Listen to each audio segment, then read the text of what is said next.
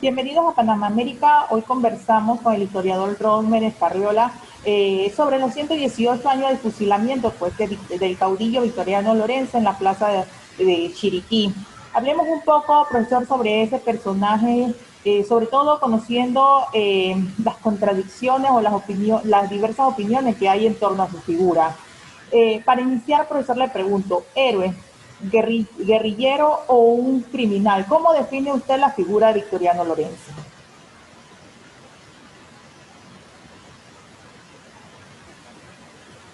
Bueno, ahí usted me menciona tres palabras. Héroe para mí es un héroe. Guerrillero, obviamente que era un guerrillero. Y la otra, yo no comparto pues, el concepto ese. Pero en realidad un héroe de las luchas campesinas del siglo XIX, finales del siglo XIX. La gente piensa que Victoriano Lorenzo era una persona iletrada, sin formación, y eso no es cierto. Su padre y su madre se lo dieron cuando chico a el padre jesuita para que lo formara, lo educara y se convirtió en un niño donde las propias declaraciones del padre Jiménez, que aparecen en los archivos, dice que él era mi camarada, era muy bien hablado y cumplía con todas las tareas, incluso era hasta sacristán. Y todos sabemos que la Iglesia Católica, en un tiempo la misa era en parte en latín. Así que el niño Victoriano Lorenzo tenía que repetir las frases en latín. Y su conocimiento, hay que ver las cartas originales de él en el Archivo Nacional. Su letra, su caligrafía, que la letra es más bonita que la mía, ¿no? Escribía muy bien. Y se le da una aureola de un bandolero. Pero ahora vamos a ver quién era Victoriano Lorenzo. Era regidor. Regidor es una figura ya prácticamente extinta, pero era una autoridad del área del cacao que colindaba en esa época con la provincia, lo que hoy es la provincia de Penonomé, y era una autoridad. Además era un comerciante, que era un comerciante de sal, cuyo producto era tan importante en esa época para mantener la carne. Y tenía, por sus conocimientos de comerciantes, mantenía un vínculo con las distintas poblaciones del interior.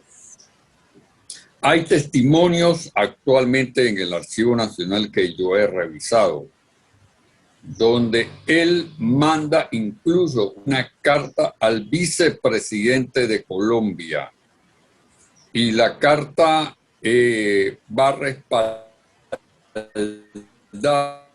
por un grupo de indígenas.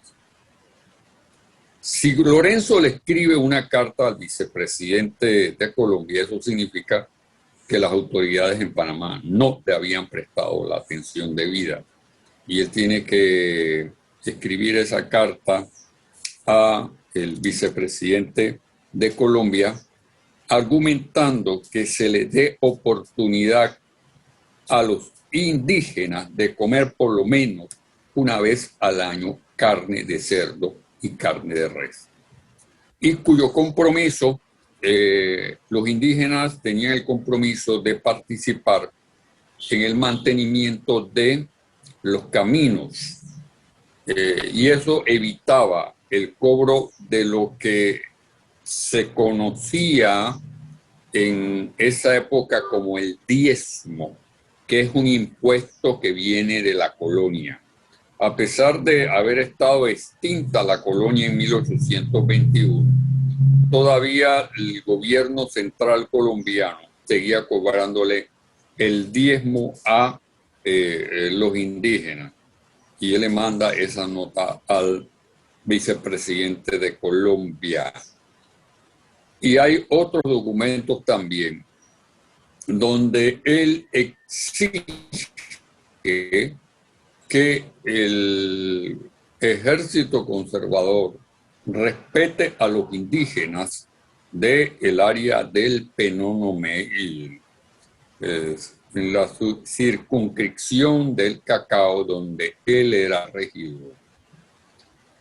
Hay otros casos en los cuales se le ha querido victimizar junto con Pedro Hoyos, alias Espejo. Pedro Hoyos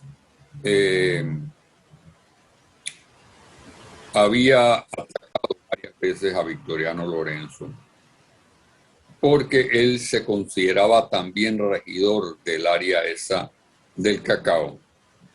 Y una noche, porque así reza en los documentos, Pedro Hoyos, alias Espejo, fue donde Victoriano Lorenzo con un grupo de personas y él se tuvo que defender. Y Victoriano Lorenzo termina ultimando a Pedro Hoyos, alias Espejo. Y al día siguiente de ese hecho, Victoriano Lorenzo va ante las autoridades y él se entrega. Él dice, sucedió esto y yo actué en legítima defensa. Hay una investigación por el asesinato de Pedro Hoyos, y el defensor de Victoriano Lorenzo es el conocido líder y patriota doctor Carlos A. Mendoza, que ocupó también la presidencia de la República en breves tiempo en el inicio de la vida republicana, y que también era liberal y que había acompañado a Porras y a Eusebio Morales en la Guerra Civil de los 1000 días. Exacto. Periodo, Victoriano Lorenzo no tiene absolutamente ningún vínculo con la guerrilla.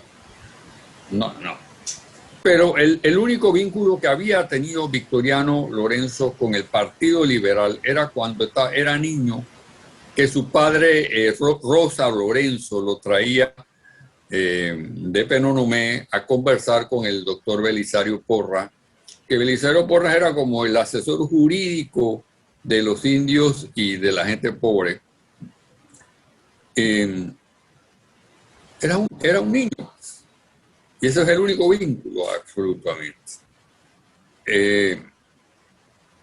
Cuando se produce la guerra, bueno, Victoriano Lorenzo es condenado a 9 años de prisión, con el alegato pues, de que había actuado en defensa propia, y se le reconmuta o se le baja la pena. Y él queda libre y sigue con sus labores de comerciante, y se casa incluso. Los documentos, hay un documento muy interesante en el Archivo Nacional sobre el caso de la esposa de Victoriano Lorenzo, muy interesante. Y él sigue viviendo su vida normal, pues, como cualquiera persona del interior tratándose de ganar la vida. La Guerra Civil de los 1000 días, entre liberales y conservadores a finales del siglo XIX, que tiene una extensión desde 1899 al año de 1902. 3 años de guerra civil en Panamá. Lastimosamente en Panamá no hay ningún monumento que rinda homenaje y eso es algo que yo siempre he estado tratando de manifestar, que se le va a hacer un homenaje a los que participaron en la Guerra Civil de los 1000 días. Victoriano Lorenzo tiene la responsabilidad única y exclusivamente de trasladar las armas desde San Carlos hasta La Chorrera. Él no era militante del Partido Conservador. Él era simpatizante porque los planteamientos de Porras de la eliminación de los diezmos y lo que el Partido Liberal planteaba coincidía con las necesidades materiales y de los indígenas del área del Penonomé y los campesinos. Y era una relación que yo diría no era militante, porque si hubiera sido militante hubiera participado en la guerra civil de los 1000 días. Perdón, en el asalto al puente de Caledonia. Disculpen, porque en la primera asonada que tienen los liberales en Panamá es que ellos desembarcan en Punta Burica y desde Punta Burica a Chiriquí avanzan por todo el interior, por tierra y por mar, y llegan posteriormente hasta lo que es lo que se conocía como la línea del ferrocarril. Y ellos planean atacar la ciudad de Panamá. Eso es en el año de 1900. Y a Victoriano se le pide exclusivamente que traslade las armas desde San Carlos hasta La Chorrera. Los liberales avanzan, pero hay un error estratégico militar de un general colombiano, Emiliano Herrera, que no cumple con el plan de atacar la ciudad de Panamá por varios lugares. Emiliano Herrera no espera al conjunto de la tropa del ejército liberal, sino que él se lanza solo y estaba estacionado exactamente donde hoy donde se encontraba el Colegio Javier. Ahí estaba el campamento de los liberales. Unos tenían que atacar por atrás del Cerro Ancón, uno por La Boca y otro por Farfán y otro por Peña Pietra, que es Bellavista en la actualidad, y Emiliano Herrera por el área de Caledonia. Así que Emiliano Herrera se va solo sin esperar los contingentes de apoyo y sucede una total derrota. Eso fue el 24 de julio de 1900, una derrota donde los liberales van entrando por el área de Caledonia. Imagínense Caledonia, que quiten todas las casas. Imagínense el área de Caledonia, quiten todas las casas. Eso era un terreno prácticamente baldío. Van entrando los liberales y el ejército conservador estaba apertrechado en el puente de Caledonia con metrallas y con cañones, y al entrar los barrieron a todos. La lista muy conservadora que yo manejo es que murieron aproximadamente 600 liberales en la batalla del puente Caledonia el 24 de julio, y se tiene que firmar un armisticio, y Porras y toda la oficialidad del ejército liberal tiene que irse para el exilio, y los que estaban en Panamá se tienen que esconder. Porque a pesar de que tú firmas un armisticio, el armisticio no se va a cumplir a la pie de la letra como se piensa que ahí está el armisticio. No, viene entonces la persecución.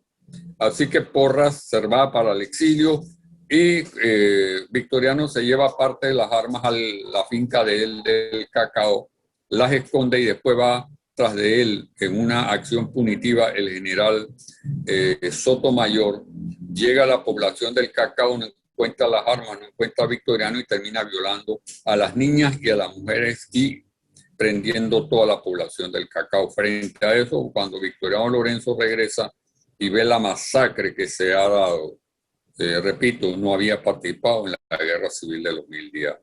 Y se le pone precio a la cabeza de Victoriano Lorenzo, y él en una reunión con los pobladores y campesinos e indígenas, los indígenas lo escogen a él como líder para llevar a cabo la defensa de las poblaciones indígenas, porque no, para mí no había ningún motivo para que el ejército conservador siguiera masacrando a la población indígena, más aún cuando los indígenas en ese momento no habían sido copartícipes del asalto del puente de Caledonia. Sí tenían sus ideas en contra del partido conservador y el ejército conservador, pero no habían participado en la guerra, en el desastre del puente Caledonia el 24 de julio. Así que Victoriano se lanza a la guerrilla y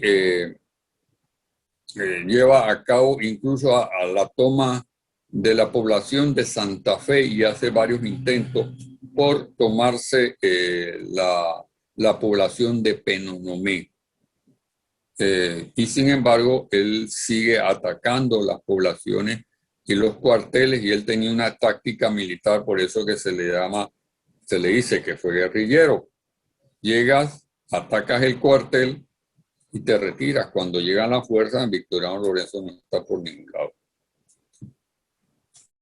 Profesor, entonces, sí, la pregunta sería, la causa real de accionar de Victoriano Lorenzo fue entonces en defensa de esa población que fue vulnerada luego que él obtuvo las armas, ¿no? Para que nos quede claro. Sí, porque no encuentro, rastreado todos los archivos, gacetas oficiales, periódicos, y siempre encuentro a Victoriano Lorenzo como una figura de regidor, mediador y de comerciante. No hay una proclama que haya encontrado donde él se declare como militante del Partido Liberal, simplemente un simpatizante. Y ese fue el motivo del accionar de Victoriano Lorenzo. Exacto, profesor. Entonces, ¿cuál sería el real crimen de Victoriano Lorenzo para que luego fuera fusilado? Bueno, esa es una pregunta extremadamente interesante, porque para mí fue el juicio que todavía tenemos la costumbre de amañar situaciones judiciales en Panamá. Y parece que esa tradición viene de la época de Victoriano Lorenzo, ¿no? El que es inocente lo convierten en delincuente. Y primero, Victoriano Lorenzo, al terminarse la guerra de los 1000 días, cuando se firma el Tratado de Wisconsin, es un tratado de paz entre liberales y conservadores, que se firma casualmente en un barco de guerra de los Estados Unidos que se llama Wisconsin, así que el tratado es el Tratado de Wisconsin, ni siquiera es el Tratado de Panamá, es el tratado, lleva el nombre del barco de guerra norteamericano. Para mí totalmente absurdo. Y se pacta, y en ese momento Victoriano Lorenzo era general de la 7ª División y se encontraba en San Carlos. Y los generales, parte de la oficialidad del Partido Liberal y el conservador, que habían llegado ya a la paz. Ya se había firmado la paz del tratado de paz de Wisconsin, y ellos se trasladan a Penonomé a informarle a Victoriano Lorenzo que ha habido ya el armisticio, y le preguntan a Victoriano Lorenzo si él quiere aceptar el Tratado de Paz de Wisconsin. Y Victoriano Lorenzo dice, efectivamente, yo soy militar ahora mismo con el grado de general y yo acepto el Tratado de Paz de Wisconsin. Y le prometen a Victoriano Lorenzo un pasaporte. Es que estoy tratando de buscar ya vi el texto del Tratado de Paz de Wisconsin para no equivocarme. Y le prometen entonces a Victoriano Lorenzo, después de él firmar el armisticio, dice, yo me acojo al Tratado de Paz. Y ese Tratado de Paz consistía en que toda persona que había participado en la guerra civil de los 1000 días sí se acogía al Tratado de Paz, iba a quedar libre de cualquier juicio civil o cualquier juicio militar. Por tanto, yo, si había participado en la guerra civil y me acogía al Tratado de Paz, yo estaba eximido de cualquier tipo de persecución y de juicio civil y de juicio militar. Entonces se le traslada a él en un barco desde San Carlos hasta la ciudad de Panamá. Y misteriosamente Victoriano Lorenzo el 24 de diciembre desaparece del barco. Desaparece.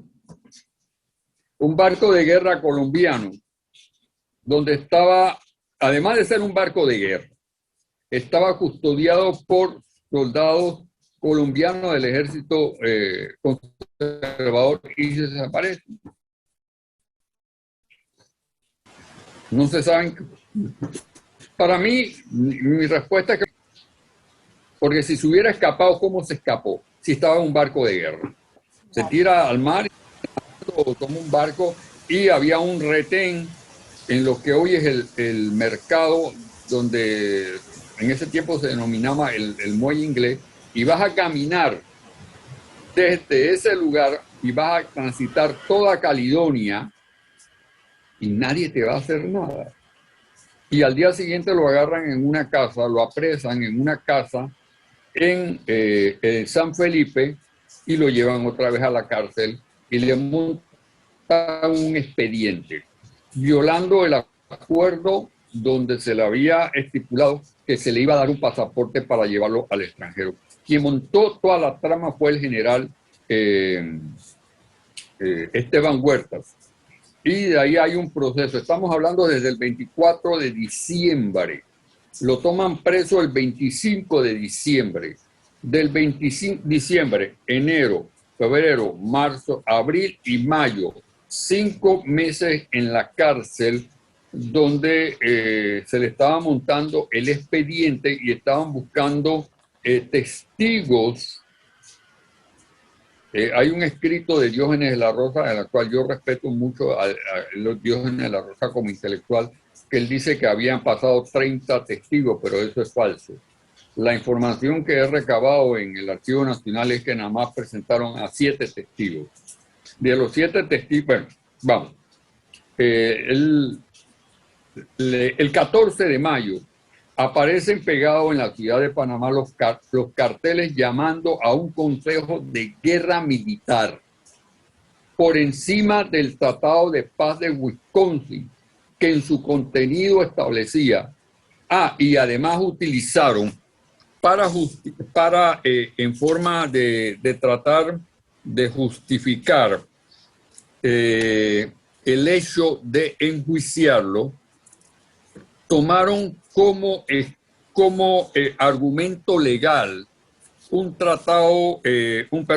decreto de guerra que se había emitido en el año de 1901, donde se perseguía a los guerrilleros. Pero ahora nos encontramos con una pregunta. Un tratado, un decreto no está por encima de un tratado de paz firmado entre dos contingentes militares. Utilizando ese decreto, violan el Tratado de Paz de Wisconsin. Se le monta un juicio, los carteles se pegan en las paredes del barrio de San Felipe y el arrabal de Santana el 14. El 14 empieza el juicio aproximadamente, según he sacado los cálculos, porque yo he sacado los cálculos, el único cálculo que no he podido sacar es el tiempo que demoró el barco desde San Carlos hasta Panamá, porque no he podido sacar ese cálculo, pero todos los cálculos yo los tengo bien medidos. Y se le hace un juicio. El juicio empieza como hasta la 2 de la tarde y termina al día siguiente declarándolo culpable. El abogado de él, que era de apellido Mañarino, yo tengo el juicio incluso de él, cuando los gendarmes militares le preguntan cuál va a ser el argumento de él, del abogado defensor, dice que nada, El defensor dice que nada. Y además, él no pudo escoger un abogado. Incluso tengo información de que hubo ofrecimientos de un abogado, que, disculpe, ahora se me llama el nombre, para defenderlos en el juicio. Y dijeron que no. Entonces él tuvo que escoger entre un grupo de abogados, primero que eran miembros del partido conservador que lo había perseguido toda la vida y eran enemigos de él. Es decir, su defensor era el enemigo político militar tuyo. Obviamente no ibas a poder conseguir nada. Y al final se demuestra que el abogado dijo que no tenía nada que decir y lo sentencian a ser fusilado en lo que hoy es la bóveda o la plaza, en ese tiempo plaza de Chiriquí. Exacto. Así que él va. Profesor. Hay una versión que no es desconocida. Es que Victoriano Lorenzo él se confiesa antes de ser fusilado. El padre de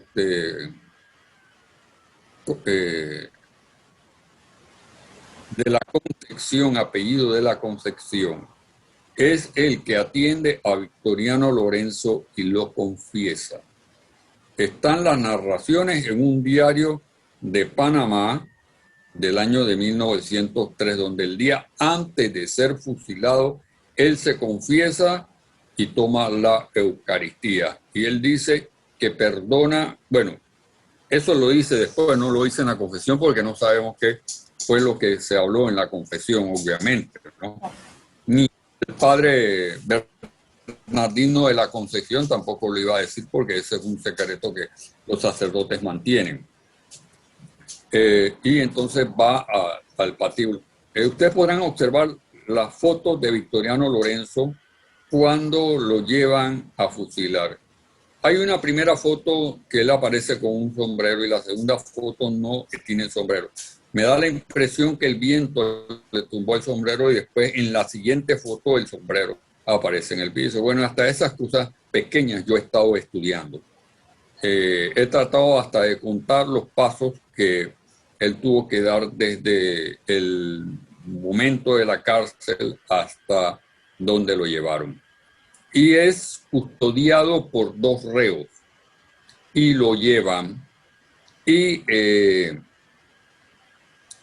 le ponen, le tapan la vista y están frente a él, cerca de él todavía, y se ven las fotos claritas. El cura que lo confesó está en el momento en que lo fusilan y lo acompaña. La narración del diario que encontré de 1903 es que antes que lo fueran a fusilar, porque está en el diario, Victoriano agarra y abraza al sacerdote y le pide que le dé el crucifijo y el sacerdote le pone el crucifijo a Victoriano Lorenzo. Y de ahí lo llevan al patíbulo, le vendan los ojos y se da el primer tronazo de la descarga. Y hay 2 versiones. Una que hubo una sola descarga y otra que hubo 3 descargas. Y una tercera que hubo 2 descargas. No lo podemos saber porque nada más se ven las fotografías cuando disparan.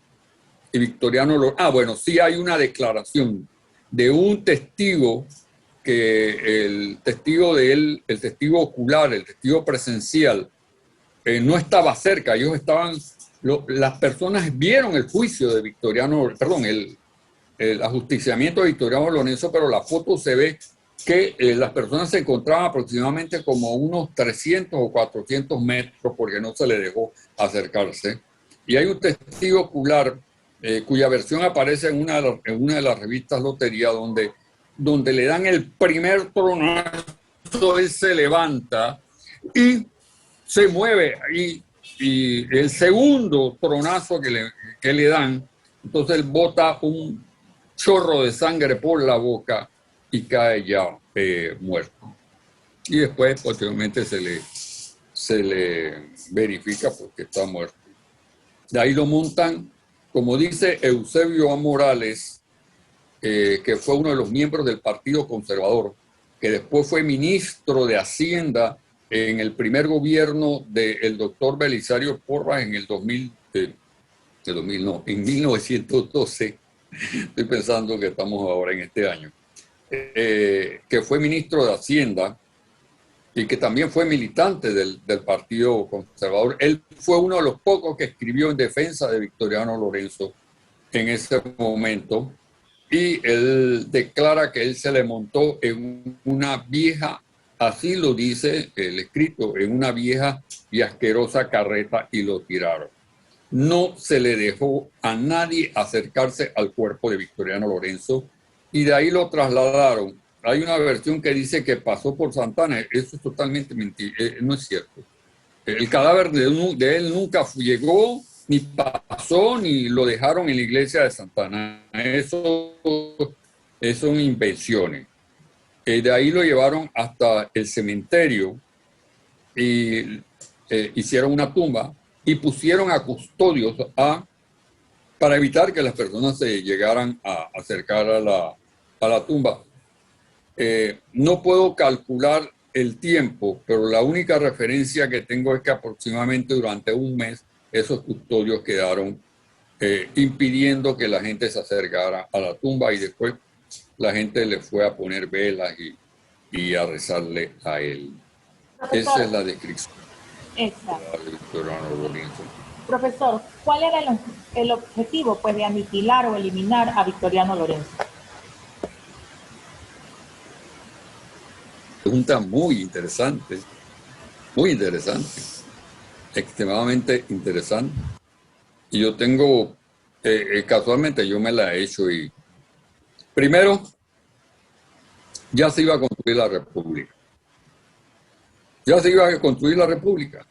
El Tratado de Rangel había sido un tratado fallido entre Colombia y Panamá, Colombia y los Estados Unidos. Y Colombia quería mantener sujeto a Panamá, pero los Estados Unidos sabían que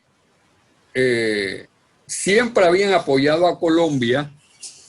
Siempre los Estados Unidos apoyaron a Colombia, nunca apoyaron a Panamá en nada. Eso es mentira. Siempre apoyaron a Colombia en contra de los panameños. Y incluso desembarcaron tropas militares aquí en Panamá, y prueba de ello es el incidente de la Tajada de Sandía de 1856, donde a nosotros nos dispararon, hubo panameños muertos y nosotros tuvimos que pagar una indemnización. Pero en el 64 a nosotros nos dispararon y ellos no nos pagaron ni un centavo. Historia. El objetivo era eliminar a Victoriano Lorenzo, aunque él se fuera de Panamá, porque lo consideraban un peligro, porque él era un líder. Líder significa una persona carismática. Cuando tú puedes ser miembro de un partido, pero cuando eres un líder carismático que ha estado luchando durante 2 años, prácticamente fue yo hago el cálculo, desde agosto de 1900 hasta agosto de 1900 hasta en noviembre del 2002, había estado en la lucha. Y la población del interior lo apoyaba. Era un líder carismático. Y había que construir el canal y no podía haber una oposición. Ahora, si había un acuerdo previo entre los liberales de un pasaporte al extranjero, y aquí está el Tratado de Paz de Wisconsin, lo establece claramente: toda persona que haya participado en la guerra civil de los 1000 días queda eximido de ser enjuiciado o ser llevado a un juicio civil o a un juicio militar. Si eso lo dice el tratado, violaron el Tratado de Paz utilizando un decreto de 1901 donde el Tratado de Paz estaba por encima del decreto de guerra. Entonces había que eliminarlo. Es una de las formas fáciles de debilitar al Partido Liberal. Cuando quieres debilitar un partido, agarras al líder y le das en la cabeza o haces todo lo posible. Pero como no le resultó meterlo en la cárcel, entonces planearon que él se escapara y lo escaparon, lo soltaron. No puede ser que él el 24 de diciembre se desaparezca del barco militar. Entonces le das al líder que puede luchar por los intereses nacionales, y para mí tuvo que haber un pacto entre los Estados Unidos, un pacto entre el Partido Conservador y los Estados Unidos para fusilarlo y poder construir el canal, porque necesitaban garantizar que ninguna persona se opusiera. Exacto. Profesor, de allí viene condenado a muerte y al olvido. ¿Dónde y por qué fracasó ese segundo objetivo, el olvido? El olvido, bueno, eso le explico, con mucho gusto le explico. Es cuando a él lo fusilan en 1903. Hay historiadores panameños, tendré que mencionar el nombre, Ernesto Castillero, un gran historiador que lo respeto. Pero no comparto el punto de vista. Él escribió un artículo en la revista 7 condenando a Victoriano Lorenzo, y después hay una respuesta donde hay una respuesta en contra del historiador Castillero para debilitar a los liberales. Había que oscurecer la figura de Victoriano Lorenzo. Bien. Y una de las formas de oscurecer la figura de Victoriano Lorenzo es no mencionarlo en la prensa, porque no había televisión en esa época. Era el único medio de comunicación social. Y aislarlo totalmente de la realidad. Ahora bien, yo sí también me he hecho una pregunta. ¿Por qué el Partido Liberal nunca lo reivindicó después? Incluso es una pregunta muy seria, porque yo siempre trato de hacerme preguntas serias. Y el Partido Liberal nunca llegó a reivindicar a Lorenzo. ¿Cuáles serían los motivos por los cuales, siendo militante del Partido Conservador, nunca lo llegaron a reivindicar como líder? Y no es sino hasta la década del 70, 80, donde en la Asamblea hay una resolución, creo que es la Asamblea Nacional de Representantes, si mal no me equivoco, donde empiezan a reivindicar la figura de Victoriano Lorenzo. Pero también se cometen algunos errores. Dice que él participó en 100 batallas, eso no es cierto. Hay que tratar a los individuos en su justa dimensión, en su justo rol, pero Victoriano jamás participó en 100 batallas, ¿no? Él fue un militante del Partido Liberal, y llega el momento en que, en vez de querer ayudar a Victoriano Lorenzo, lo que terminan haciéndole daño. Y de ese momento empieza a la figura de Victoriano Lorenzo a tomar personalidad, vigencia. O sea, y una de las lecciones que yo he obtenido de Victoriano Lorenzo es cómo la justicia se puede amañar, cómo las leyes se pueden amañar, a pesar de que todavía no habíamos llegado a la independencia, ¿no? Cómo tú puedes transformar a un hombre. La pregunta que yo les hago, pues, y los que verán este video en Zoom, les hago una pregunta. Si tú llegas a tu casa y te han quemado la casa y te han violado a las niñas de tu comunidad y a las mujeres, ¿qué tú harías? No te estoy diciendo que seas guerrillero, sino que tú harías frente a eso. y después hay una orden de captura y de asesinato. La consigna era cholo visto, ¿cómo era? Cholo visto, cholo muerto, o cholo visto y cholo asesinado. ¿Qué harías tú? ¿O qué haría yo en ese momento? Esas son las preguntas que ahora uno en el futuro tiene que hacerse. Uno, la manipulación de la justicia, la desinformación y la transformación de un líder popular. No hay un solo documento que yo haya encontrado que Victoriano Lorenzo haya sido condenado, con excepción del juicio de Pedro, donde él se entrega. Al día siguiente va y se entrega. Otro no hubiera hecho eso. No hay documento alguno, y los documentos que he encontrado en el Archivo Nacional, en las gacetas opinales del siglo XIX, o lo tratan como comerciante, o las cartas de él son en defensa de los oprimidos y de los pueblos oprimidos del interior.